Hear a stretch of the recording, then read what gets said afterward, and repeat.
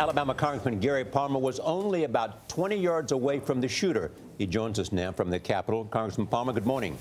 Good morning, Charlie. Set the situation where you were, what you heard, what you saw, and what you believe was going on.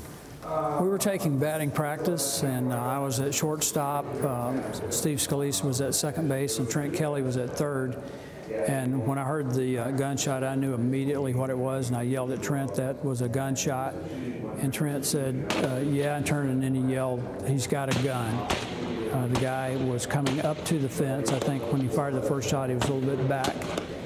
And frankly, it's a miracle that he missed Trent. Trent's a big guy. We moved across the baseball diamond toward the first base side. That's where the only open gate in the fence was.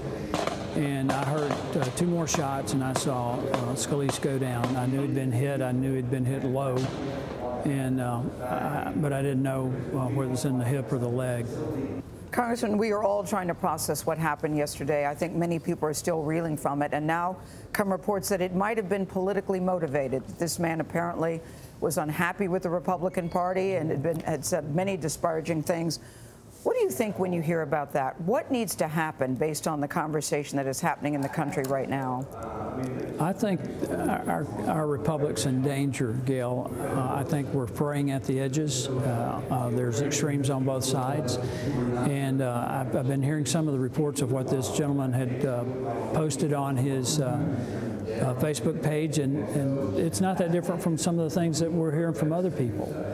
So we have got to tone down the rhetoric. I think it has to begin with us, both parties, but it's got to come from the media. It's got to come from other people who are speaking to the country, and particularly in the social media. Congressman, that's a pretty serious thing to say. The Republic is in danger, and that the country is fraying at the edges. I mean, is that you think it starts in Washington, though? Does it start with social media? What concrete steps need to be taken in your estimation? Well, I think we've got to lead by example. Obviously, Republicans and Democrats differ on issues, but I think we can have a civil discussion. It is said that the Democrats at that playing field were actually praying when they heard about the shooting on the Republican side. Teddy Roosevelt used to call the White House the bully pulpit.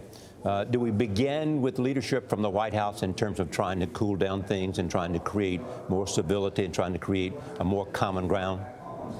Well, I think it begins with me. It begins with my colleagues. I think all of us have a stake in this, and every one of us need to take responsibility for what we say and how we say it. Do you think that this will lead to a different conversation about gun control and guns in this country?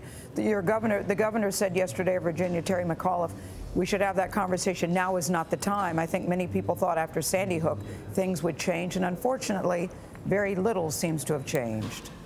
Well, all I know is first of all, that Governor McAuliffe got his stats wrong, and again used a stat for the 93 gun violence deaths a day that's inaccurate in the context that he was using it. Okay. But as a gun owner, I can tell you I wish I'd had one yesterday. You wish you'd had a gun yesterday so you could have fired back? I would have liked to have had a firearm. I think Trent Kelly would have. There are a number of others would wish that we had been able to defend ourselves and come to the aid of the Capitol Police, who were extraordinary. Congressman, thank you for joining us. Thank you, Charlie.